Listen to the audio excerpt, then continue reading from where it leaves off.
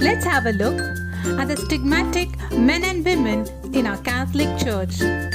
Well, by the way, let's first see at what is the meaning of stigmatism. It just simply means that these people bear the wounds of Christ on their body. We do have quite a few men and women in our church. Yes, of course, St. Francis of Assisi was the first one among them. And then we have Padre Pio, our very own. We do also have Saint Rita of Cassia, Saint Faustina among the women, to name a few.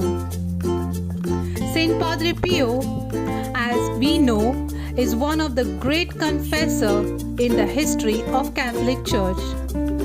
Yes, he was born on May 25th, 1887 in Italy. His parents were poor farmers, but they were very rich in their spiritual life. If you have a look at the childhood life of St.Padre Pio, he used to get a number of visions even at the age of 5. It was at this young age he decided to dedicate his life totally and completely to the hands of God. Padre Pio had found great joy in making penance. There were times when he used to sleep out in the cold night weather. But since his health did not permit him, his mother used to be really strict on him. At the age of 15 years old, he decided to join the seminary. It was at this time he took up the name Pio. This was because of Pope Pius I, whose relic he used to often venerate in his local chapel. He was ordained on the 10th of August 1910. Let's have a look at some of the interesting facts. St. Padre Pio received the stigmatic wounds of Christ in the same year of his ordination. The speciality of these wounds was, yes, there was always fresh blood oozing out, especially it is noted from Thursday to Saturday. That might be because of the Passion of Christ, but it always gave away a sweet aroma.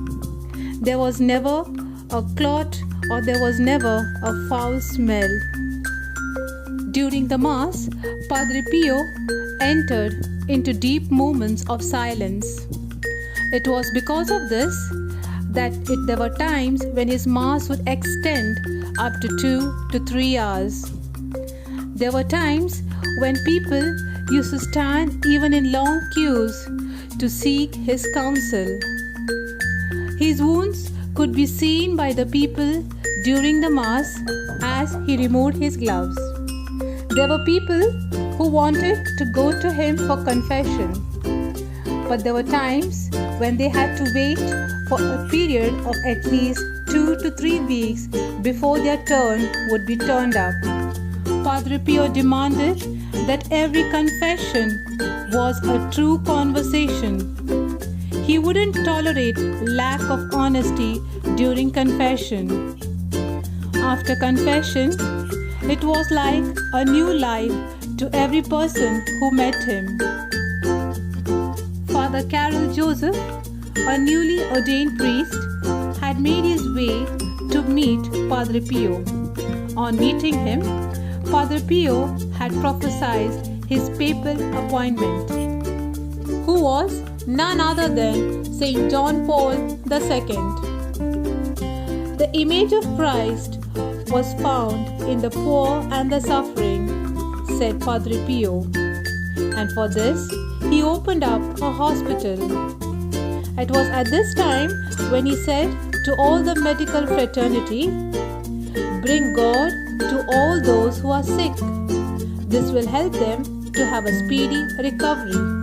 On 23rd of September 1968, Padre Pio breathed his last. "Jesus, Mary" were his last words, where he repeated over and over again. During his lifetime, Padre Pio said, "I will do much more after my death."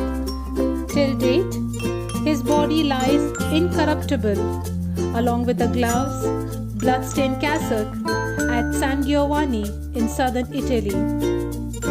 Padre Pio is supposed to be the patron saint of civil defense volunteers and adolescents. Padre Pio, pray for us. Thanks all for watching. Please do drop in your valuable feedback.